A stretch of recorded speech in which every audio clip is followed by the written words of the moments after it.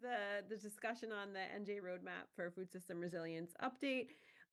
We've had a healthy conversation before we hit record, and now we're pivoting to Jackie Bavaro from the New Jersey Food Security Initiative to just provide some thoughts on the process of creating this update, anything that she wants to talk about related. So thanks, Jackie. Thanks so much, Jeanine. Dangerous. Anything I want to talk about? Thanks for having me. Thanks, Jeanine, for putting everything together. It's nice to see so many familiar faces. For those of you who I haven't met yet, my name is Jackie Bavaro. I'm the Senior Program Manager with the New Jersey Food Security Initiative at the Food Research and Action Center team. We have been working closely with Jeanine and the Food Democracy Collaborative team throughout the past year and a half.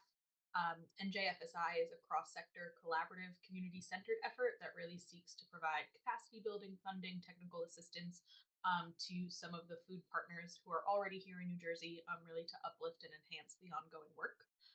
And one of the things that continually comes up is the concern that you all have voiced over the years of the opportunity for additional connections across different sectors, different programs, different types of partnerships, and how our best opportunity to really further progress on these action items is to continue to build out those relationships and those cross-sector partnerships.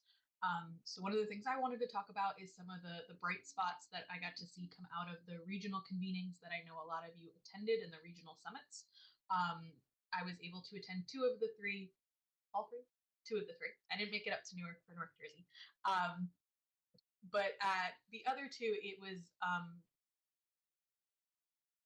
common across all participants. There was just at every table, at every different breakout, at every different activity, I heard some instance or example of, hey, we really would love to have this in our community. And another partner would come up and say, wait, that sort of exists. This group is doing that. So I still think there's a lot of opportunity for us to further build out and map out the assets that we already have that can be supportive to our partners on the ground, both in food procurement, food growing for our farmers and growers, but also on the community food access and food distribution side. I think the report does a great job of documenting the progress that has been made. And I know many of you have other resources that we continue to share. So I think this roadmap shows some of the significant progress and updates that have been made. And one of the opportunities we have here today is really to hear from all of you on different ways we can better map out and share out and promote those different local opportunities, services, supports, and collaborations across different farmers and different groups and different networks. I think as the space continues to grow, especially in the recent years, we have more and more farmers and growers coming into looking at how they can not just grow and produce food, but how they can really connect it to their local communities. So building out resources and supports to share with farmers and growers who are kind of coming into the emergency food space who maybe haven't accepted SNAP before, or didn't know that was an option to accept SNAP, and really supporting them in that process, I think is something I'd love to hear from you all more about of how we can further expand that work. So I will stop blabbing. I know we're short on time, so I'm going to pass it back to Jeanine and cut out some of my other stuff.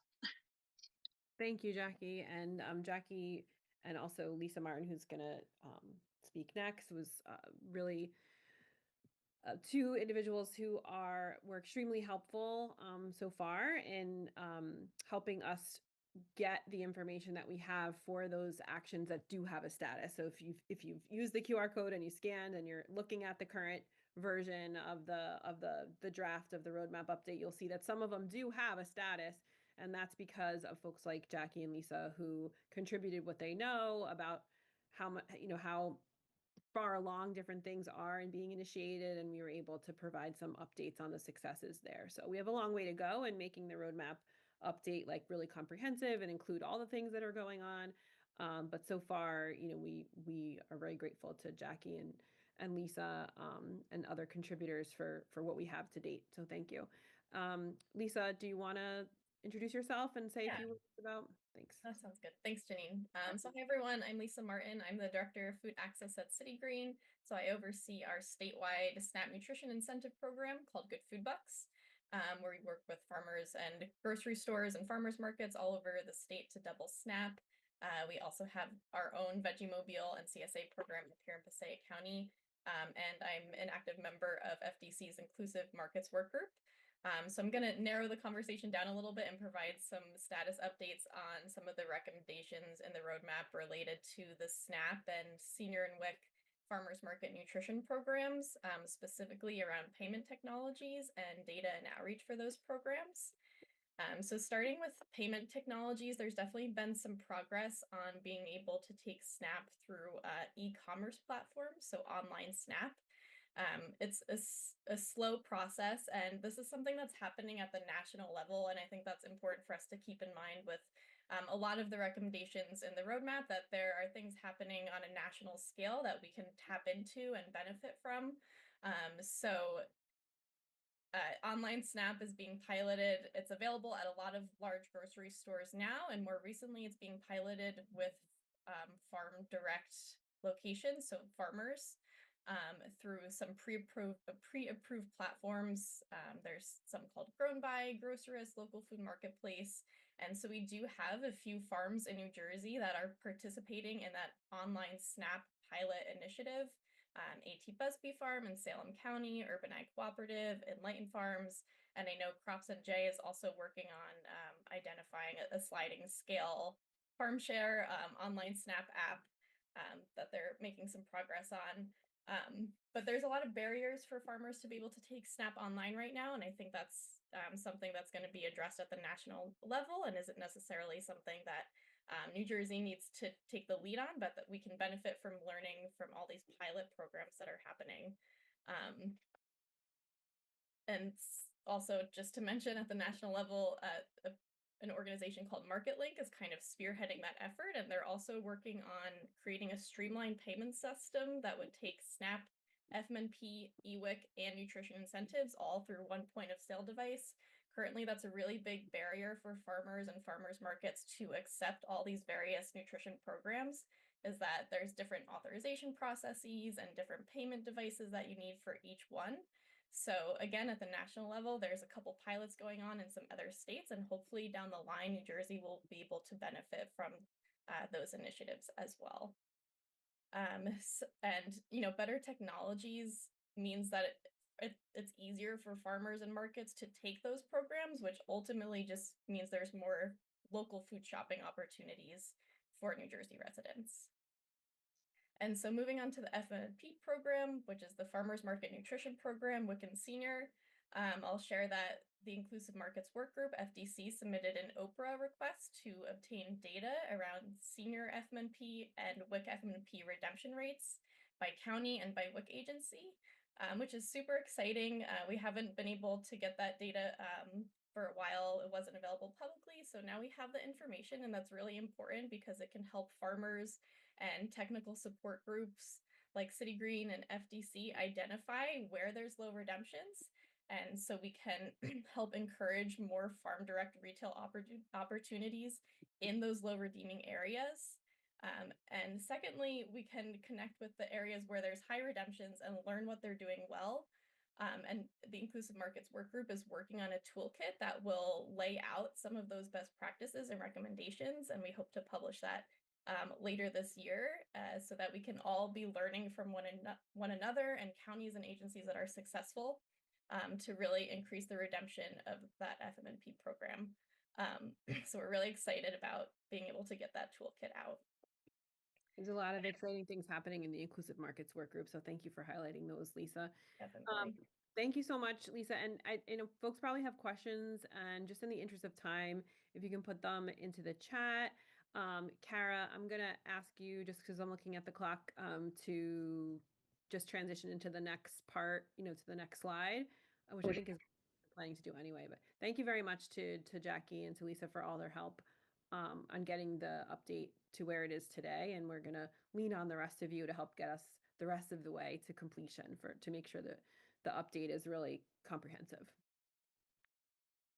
Go ahead, Cara. Great. So so I had just wanted to chat briefly about sort of the process of community data collection, and how, as Jeanine mentioned, we've pivoted the work to try to chart a way that everyone can participate more easily on this in the data collection opportunities. So, and we want to do this both so we can celebrate the progress that we've been making, that, you know, across the state of New Jersey, sort of what Jackie called the bright spots of our progress, but also to you know what we're not making progress on. And because we can't change, I think Jeanine said this, we can't change what we don't measure, right? We have to be measuring this progress to understand where we are and how to move forward. So what we're going to be asking everyone to do in breakout rooms shortly is to really to share what they know. So some of these updates, I've been seeing some coming in the chat, which is great, you know, to share some of the updates that they have, but also to weigh in on the process that we're doing. How can we best work together to gather information about what we're doing in the state? And Jeanine has been and FDC has been engaged in these meetings. She was just talking about the regional convenings earlier this year and in late last year, and that's been one really important way that we've been doing this. But we want to think about other ways that are accessible for folks, that are easy to do. You know, if maybe you can't make it to a meeting, are there other ways that we can be collecting this data and really make the roadmap a truly living document that people are engaging with and participating and updating on a regular basis. So I think with that, maybe you know, we also want to know, you know, what are the ways and how do we create this history of this collective effort? How do we make sure that everyone feels like they're participating and that their work is being acknowledged in this sort of co-creation of our understanding of these efforts to transform our food system? So so with that, I think, Signe, you might want to, if you don't mind sharing, when we go into these breakout rooms, we're going to be asking first about the specific action. So what can you contribute to knowledge on this action? If any, has the action been initiated? By whom? How do we know? Do we know someone who can find out or verify? Is the action even still relevant, right? So that's sort of the first piece of the breakout room. There's one mural board for that, and it's broken out by the food system priority areas. And we're going to ask you to pick a breakout room based on which priority area you want to focus on, right? So whether it's farmer and food worker advancement, regional food system resilience, healthy food for all, or resilient restorative food and farming practices, that's what the roadmap is broken out into. But then the second half of the mural board is really going to be more about the process of data collection. So and Jeanine put the link to the mural board in the chat. And I don't know, Signe, if you can just switch over to share it. We have sort of three main questions on the mural board, where we're asking people to fill in information about how we should all be reporting in. So how would you like to report data updates to FDC? How can we make it inclusive, accessible, and accurate? What would we like to see in terms of format? You know, should there be a website or a form, or how do we do outreach to make sure that everyone feels safe and empowered to contribute what they know? How can we share credit? How can we make sure that people feel like they are, you know, actively acknowledged as contributing to this? And then what roadblocks or issues do you foresee for using this kind of community data generation approach? And do you have any ideas to overcome them? So that's the, go ahead. Yeah, I was just gonna say we have that's a lot, and so we probably only get to maybe one or two of those things because we have only until like 8 minutes to do that. So we're just getting the process started and collecting your feedback on like the whole concept of doing it this way and how do you want to share data and all the things Cara just said. So any of those things you can talk about in the breakout rooms. You can self-assign. So rooms 1 through 4, I realize we can't share both at the same time, but you can see on the mural board, like breakout group 3 is healthy food for all. Breakout group 1 is farmer and food worker advancement. So I'm going to open the rooms and you can choose the one that's, you know, the numbers are here on the screen. So Signe, you might need to move over a little bit so they can see those numbers, but Or just pick any breakout room and just talk about how you think this process should go and how you would like to share updates that you have.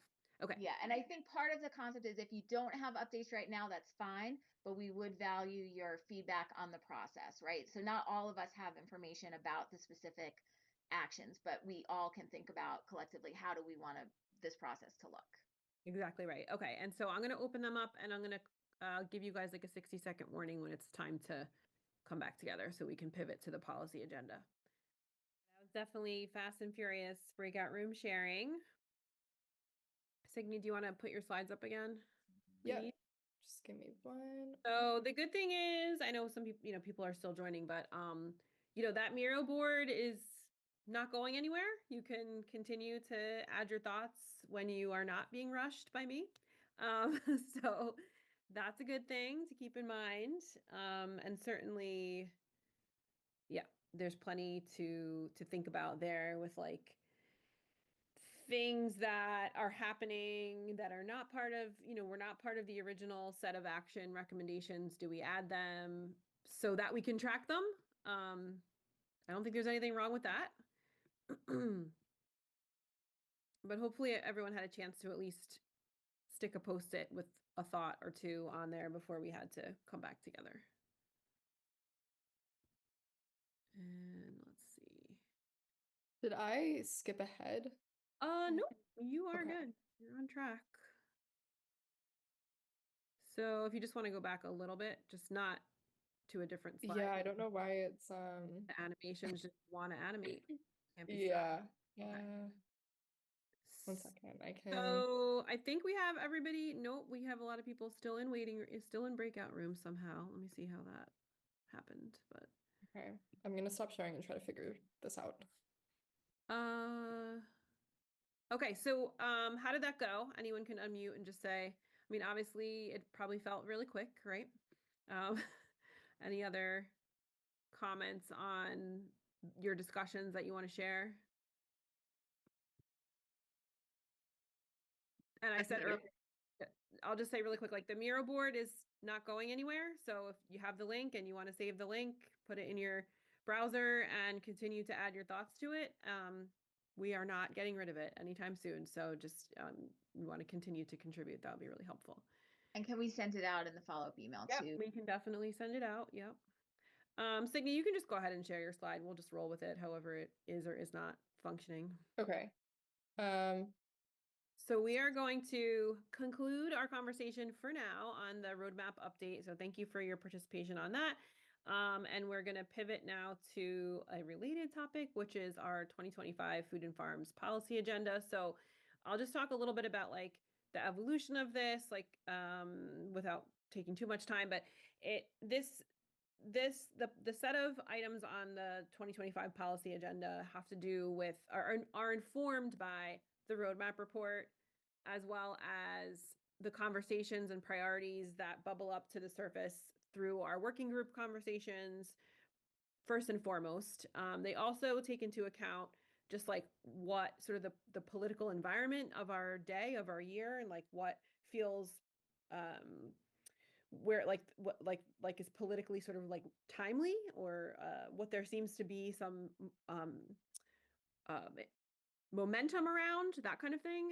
So it's very much informed by all the things that NJFDC does all year long, where we hear from you, whether it's focus groups or the regional summits or the working groups and the roadmap report. So next slide, please, or advance, please, Signe. So hopefully you have a chance to take a look at it. There's the QR code there. There's the link. And the second page is our current bills that we're tracking. And the third page are things that NJFDC is committed to doing this year or has already started doing.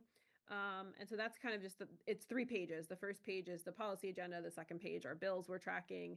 And the third page is our internal agenda for the year. Next slide. So it's broken up into these 3 areas, and those are things that not only will we be advocating for and trying to influence and trying to mobilize action on, but we're calling on all of you to do the same in your spheres of influence, personally as a citizen or through your organizations, this is sort of, we're asking you, is this the right agenda, or we feel like this is the right agenda for this year, and so we're asking for your feedback on that. So on that note, we have some guests here who are going to comment and speak a little bit on some of those agenda items. Next slide. And I don't know if I have everybody listed here, so if I ask you to join and react and your name's not on there, please don't take offense, but we're going to try to get to everyone and then have an open conversation. So we're going to start with Emilio. If you just want to unmute, introduce yourself, and just speak on the policy agenda. We should probably have it pulled up on the screen, but maybe if you want to go back to the QR code, Signe, so people can open it up, and I'll put the link in the chat. But you can go ahead, Emilio, if you're able to. Thank you for joining. Sure. And I'll just keep the comments very brief and general here. Emilio Panasci, Urban Ag Co-op in Newark, New Jersey. I want to just first also extend some thanks to not only Jeanine, but to a lot of the leaders in this organization and the many organizations that really comprise it. I think we've done a lot of work to really hear from as many people as possible in the state on a whole range of issues. Many of these categories certainly affect the work that I do at Urban Ag Co-op with distributing food from farmers to food desert communities. So thanks for that. I also want to just note, and I said this in the breakout group before my Wi-Fi crashed, that with all of these things, everything from the policy agenda, to the roadmap things that are being worked on for years and years. Really, they're not overnight fixes. I just wanted to underscore that these efforts are very much a we effort, and I know it's often hard for a lot of folks. I think a lot of folks that interface with this stuff or with FTC often see Jeanine or often see a few other of the usual suspects, but it's really important that people understand, both members of FTC all the way up to state agencies, legislators, that when recommendations or when sort of an accounting of like sort of what progress has been made on things, just to underscore that this is very much a we, and that nobody is trying to absolve themselves of responsibility of like working on these things and saying like, you or some particular agency is failing at this or that, but very much that FTC wants to position itself to help, and that we all want to help, right? We all want to do these things, improve these areas collectively. And so, as this organization continues to grow and mature and get more sophisticated and nuanced, I think it's important that we all amplify that message, that we remind folks that this is very much a volunteer commitment of a lot of different organizations and farms and advocates who feel this way, and it's everybody's responsibility to stay focused on these issues and to make yourself available to help state agencies, to help legislators, not only to understand, not only to quote unquote complain, but to actually take action with them. So that's my comments, and hope I didn't overstep in anybody else's, but thanks so much. Thank you, Emilio. And I can't remember who's next on the list, so maybe Gabe, if you're here and you want to unmute and talk about anything specific or general on this year's policy agenda.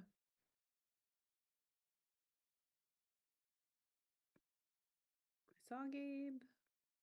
Hi, sorry, am I unmuted now? You're good. No, you're good. Yep, we can hear you now. Yep. And yeah, if you want to introduce yourself. Hi, my name is Gabe Siciliano. I'm a vegetable grower, mixed annual produce for the most part. My farm is called Abe's Acres Farm.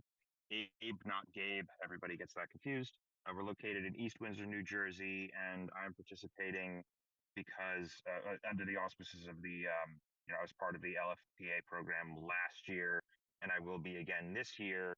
And I have a lot of feelings about all of this stuff on the policy agenda, but I think the thing that I can most speak to that would be the most helpful is under institutional purchasing and food supply chain infrastructure investments. The LFPA program has been a great windfall for my business. It's allowed me to both make the income I need to stay in business and to expand my business, and also engage in food justice, which is one of the reasons why I got into this space in the first place. And doing that in a way that's like also conducive to a bottom line, which makes the business sustainable from a financial standpoint. So the specific thing that I would like to talk about is the potential for LFPA to not only expand in general to serve more people and to serve more food pantries that aren't necessarily part of the Feeding America network, but also to address the specifics of LFPA for infrastructure improvements on farms to allow for increased processing, handling, and distribution of products specifically for LFPA.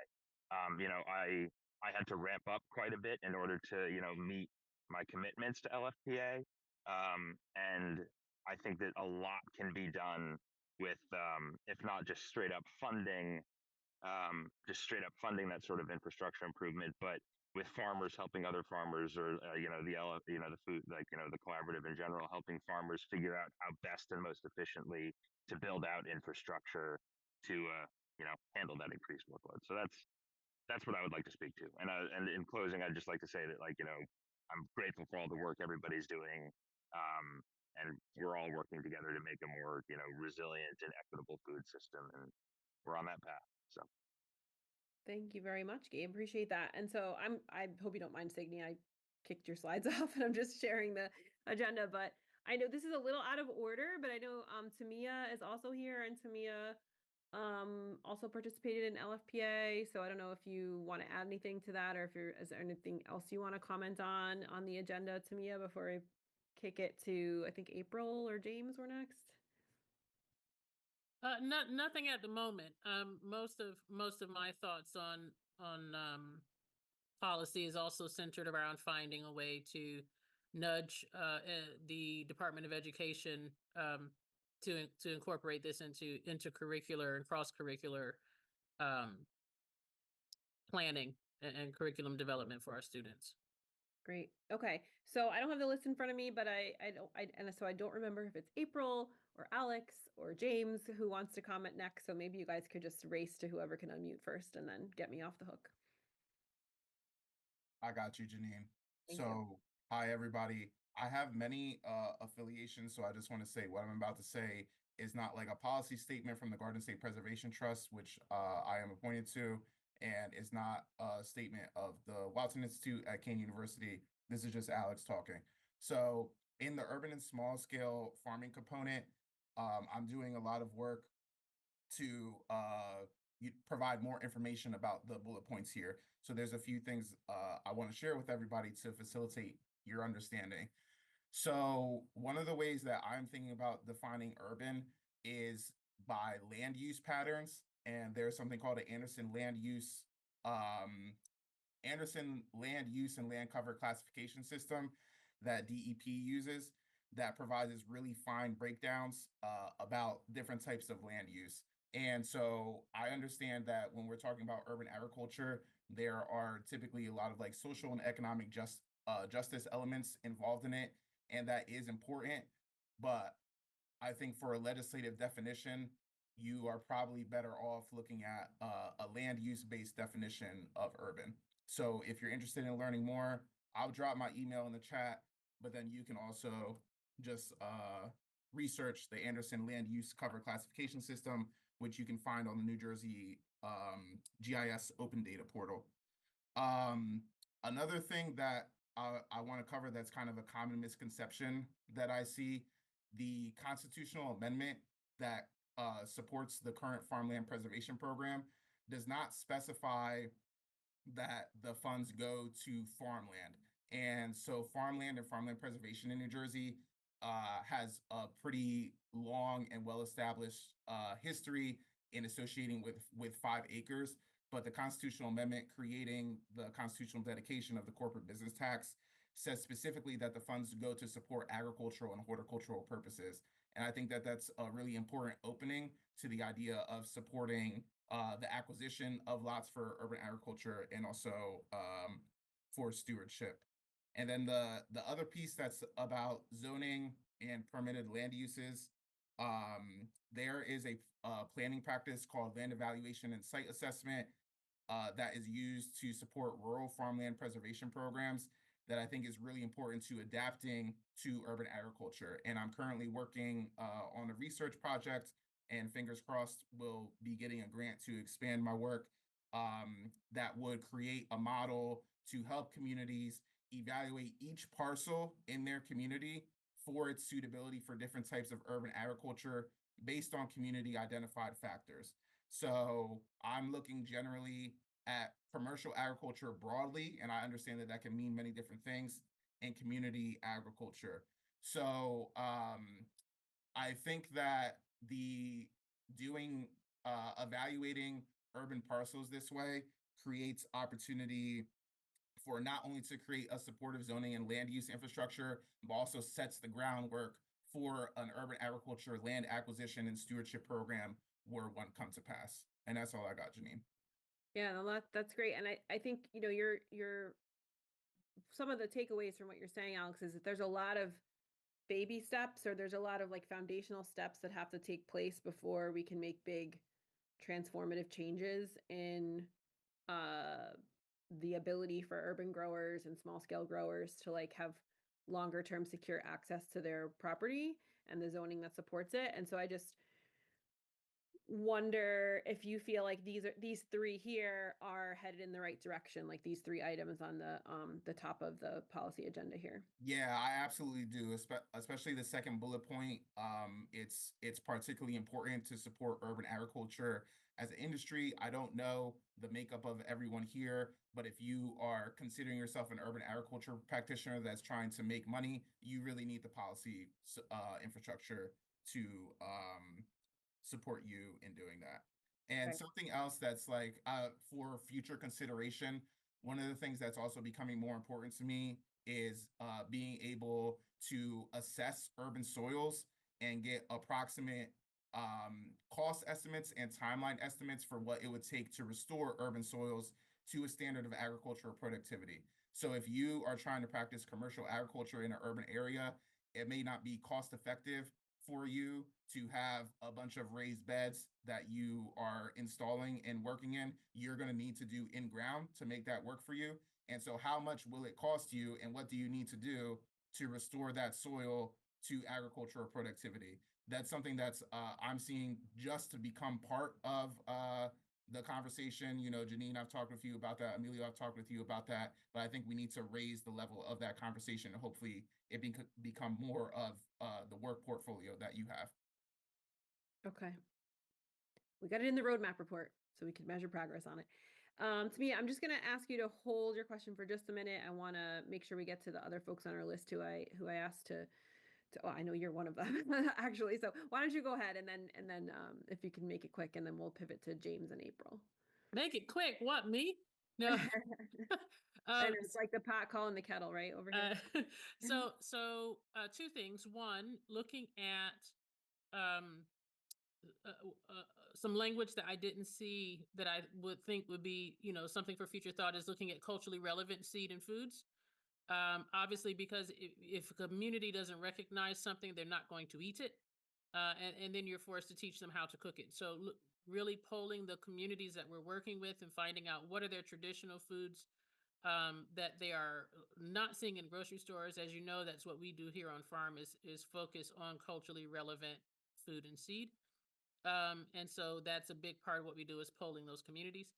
Also, looking at, as Alex is talking about land access, supporting programming and projects that are already focused on land access, and really trying to find our way around projects that are finding a way around the baby boomers retiring, and that land being sold to big ag or corporations and development, because young new beginning farmers can't afford it. So looking to support programming that is assisting in that transition between retiring farmers and new beginning farmers coming in, so that land is not lost to agricultural growth. Okay, so hopefully Cara or Signe, or we have the recording to take notes and make sure all that gets captured into the roadmap update as well. Appreciate that. Okay. James, April, who else is on deck to discuss one or more aspects of the policy agenda or react Yeah, to it? I can jump in.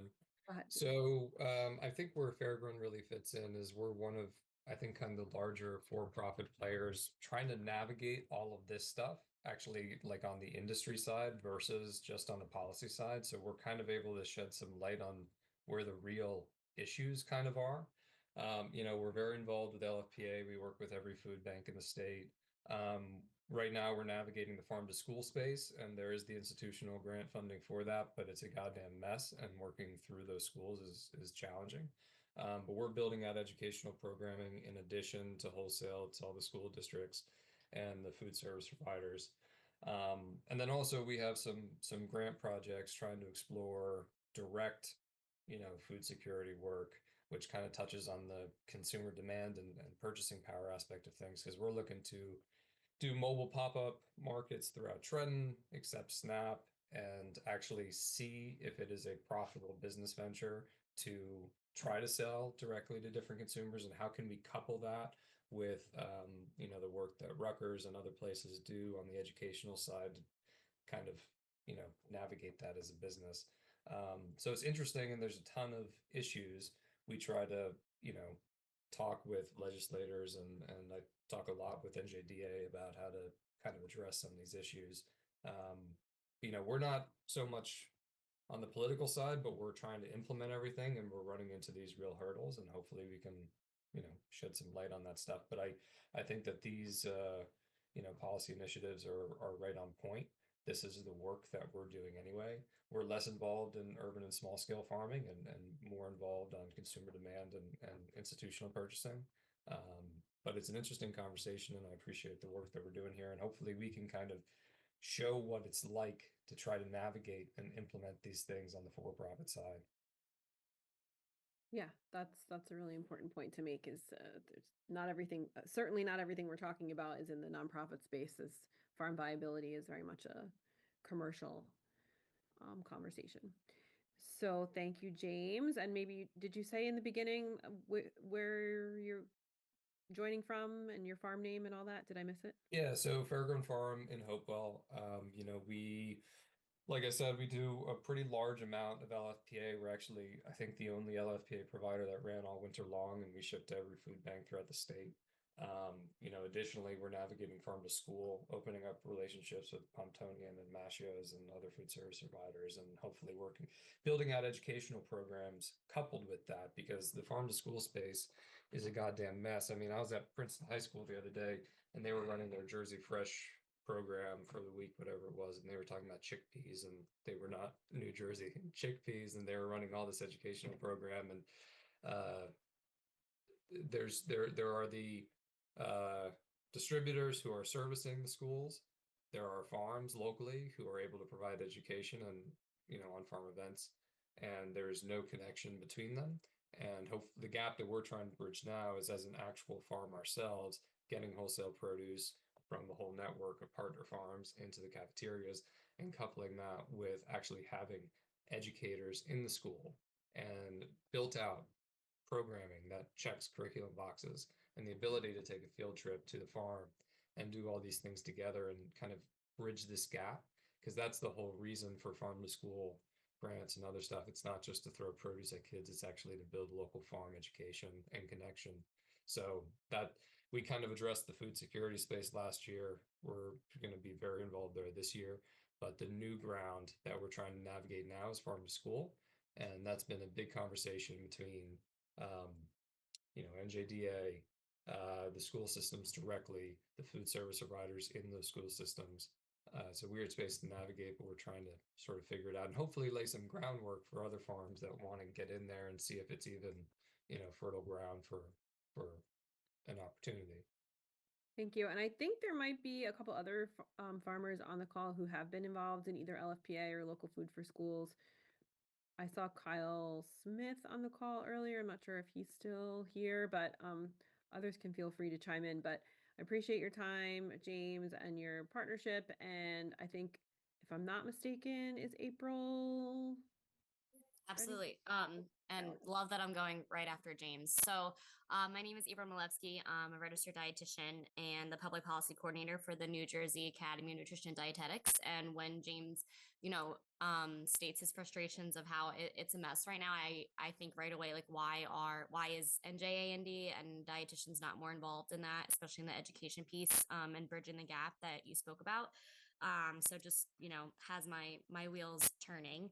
But looking at, the three areas, I would say as an organization for NJND, and then I'm also on the legislative and policy work group for NJFDC. Obviously, my life revolves around a lot around SNAP and WIC, and just trying to get more information out there and more individuals aware and enrolled in these programs. But I think NJFDC and NJND can also provide a much deeper partnership when it comes to just the Jersey Fresh program. And because, nutrition in general, right, having fresh, local, healthy food. And as a dietitian, if we're promoting these aspects of healthy living, how could we not really know much about the Jersey Fresh program? So I would say like most of our work definitely, evolves in that area. And then of course, I would love to get more involved with the local food for schools program in the third area, and just trying to reduce those processed foods that we're serving our children, because a lot of our work really involves having parents fill out the school meal applications, but I would love to kind of transfer our energy also into the quality of the food as well. So I'll keep it brief because I know we're short on time. So Thank you, April. Thank so you. alignment with, do you want to speak to whether or not you see any direct alignment here with the policy priorities of New Jersey Academy of Nutrition and Dietetics at all, or is that too much putting you on the spot? No way. So we actually, the two organizations were both in Trenton last year, advocating for A4132 about the 4 ingredients, which one now is no longer, needed to be advocated on because the FDA banned it. But the 3 ingredients now in foods, that's something that, I'm personally as an individual am passionate about. And then also we've also paired together the two organizations advocating for A3034, talking about the Jersey Fresh program. And so that bill specifically would appropriate $100,000. And so Jeanine and I kind of worked together to provide written testimony on like, hey, don't know if you're aware, but the whole Jersey Fresh program was $100,000. So having, $100,000 for aquaculture is great, but at the same time, we should also look at the entire budget for the Jersey Fresh program. So those two bills definitely, pop out at a first glance. Yeah. Okay, great. Thank you. And then, so I guess I should have been more clear at the beginning, like the 3 parts here, like the second page are bills that are already been introduced. As you could see, they have numbers, they have sponsors. We've already sort of come down through our process of whether we support them or not, or whether we submitted amendments or suggestions on them or not. We have a full bill tracker here that I try really hard to keep up to date, but not always 100%. But these things on the first page, these are ideas that don't have legislation tied to them and may not need legislation. Not every idea needs a bill to make it happen, right? Like some things can happen by having a relationship like James is talking about, like talking with folks at the Department of Ag, or, lots of things can happen with the other branch of government, like through the state agencies, right? Or some of them can just be done without government, like they could be done through the private sector. Looking at like creating the third one here in the second category, creating a statewide entity to lead coordination and planning of farmers markets, like a farmers market association, that doesn't and maybe shouldn't even be part of the responsibility of government, right? Like there are things here that we can do as a community of non-governmental folks. Funders can support, so I just want to make that really clear that the second page is specific legislation, but this first page may or may not need legislation at all. Some things definitely will, some things won't. So did I leave anybody out in terms of folks I asked to join and comment? And if so, unmute yourself. And I know we only have like 2 minutes left, but if you, this is the time to come off mute and just like react or speak to anything on this policy agenda here, whether it's like a specific bill or something that you see here on the first page that you feel excited about. Because the whole idea here is that like we heard you and we formulated this agenda based on everything we hear from you all year long, last year and previous years. But like now this is ours to own and move forward, right? Like FDC cannot advance these alone, right? And FDC is all of us here on the call and much more. So like, what are you feeling excited about? What's on the list here that motivates you? What are you already planning to do some advocacy around in your spheres of influence? That's what we want to hear in the last minute and a half. And on social media as well, like, you know, posting, pulling language from this, like part of our service is to like provide the language for you, and so that you can you know, have a little bit less work to do when you're doing advocacy in your own organization and your own networks. I can pipe in at the last second. Developing education for institutions to teach them how to work with small farmers would be critical. I've had a healthcare system reach out that wanted 40,000 pounds of chicken a month. And I just thought, hey, did you not look at the website? Do you not know how to work? And they only did net 30. It wouldn't put any infrastructure up front. So we need something that teaches large institutions such as hospitals and school districts, et cetera, how to work with small farmers and what our needs are so that we can partner effectively. Okay, thank you. I've been, oh, sorry. No, go ahead. I was just saying, I've been trying to push the state to create more sustainable internal programs like LFPA. There's something called SFPP, which is $6 million that gets used every year by food banks throughout the state.